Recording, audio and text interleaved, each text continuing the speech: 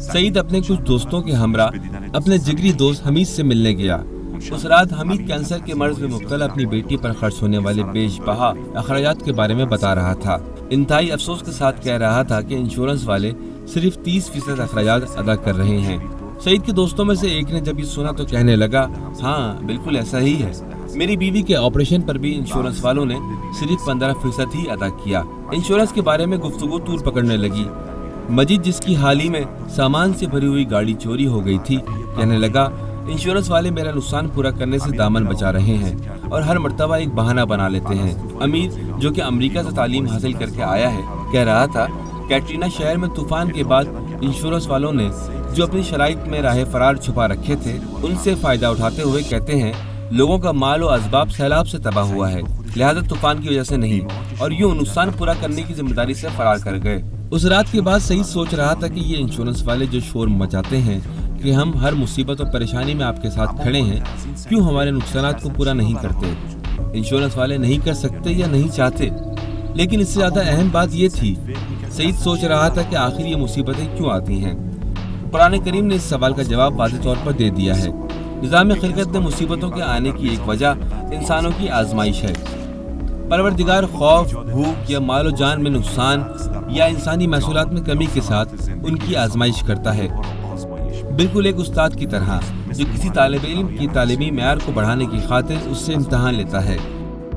لیکن الہی آزمائش انسان کی جان سے ہٹ کر انسان کے کمال کے لیے راہ ہموار کرتی ہے۔ مصیبت اور سختی نہ صرف انسان کے لیے صبر و استقامت میں مضبوطی لاتی ہے، بلکہ اسے بڑھاتی اور سنوارتی ہے۔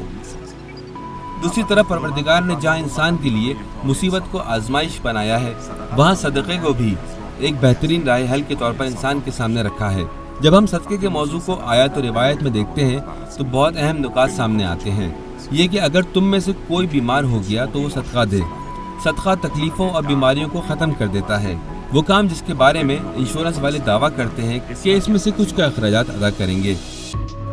صدقہ مصیبت کو دور کر دیتا ہے، یعنی تباہی کے فیصلے کو پلٹا دیتا ہے، جس کے متعلق آگ و زلزلے سے بچاؤ کے انشورنس والے کہتے ہیں کہ وہ ہونے والے نقصانات میں سے کچھ کا ازالہ کریں گے۔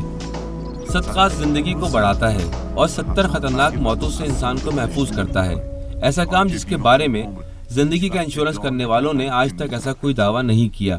یہ ساری باتیں بتاتی ہیں کہ اسلام کی مثالی معیشت میں صدقے کی بہت زیادہ اہمیت ہے، اور صدقہ ایک مؤثر نظام کی صورت میں بہترین کردار ادا کر سکتا ہے۔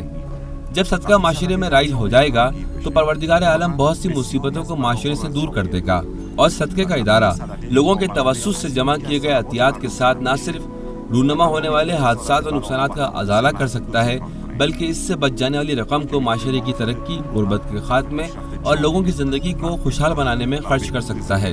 فرض کریں ہمارے ملک کی آبادی میں سے صرف آدھے لوگ اگر صرف 50 روپے ہر روز صدقہ دیں تو سال کے بعد جمع ہونے والی رقم تقریباً 60 کھرب۔ اس خطیر رقم کے ساتھ 200 بیڈ والے 300 ہسپتال بنائے جا سکتے ہیں، اور اگر ایک سال پھر اتنا ہی صدقہ دیا جائے تو 20,000 ماہر ڈاکٹروں کو 5 سال کے لیے انہی ہسپتالوں میں تعینات کیا جا سکتا ہے۔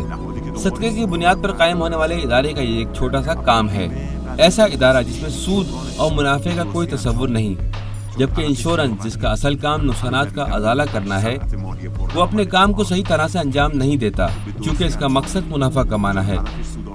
یہی وجہ ہے کہ دنیا کی زیادہ منافع کمانے والی پہلی 8 صنعتوں میں انشورنس کا 5واں نمبر ہے۔ صدقاتی نظام کے پاس بابرکت اور مؤثر ذرائع موجود ہیں کہ جن میں لوگ خدا کی عبادت کرتے ہوئے خدا کی خوشنودی کی خاطر رقم دیتے ہیں، اور ان کا اعتقاد ہے اس سے پہلے کہ یہ مال کسی یتیم یا فقیر کے ہاتھوں میں جائے، خدا کے ہاتھوں میں پہنچ جاتا ہے۔ اس حساب کے مطابق کہا جا سکتا ہے کہ وہ تمام مشکلات جن کے بارے میں اس رات سعید کے دوست بات کر رہے تھے، صدقے کی وجہ سے یا رونما ہی نہیں ہوتی، یا صدقاتی نظام آسانی کے ساتھ ان کا ازالہ کر دیتا ہے۔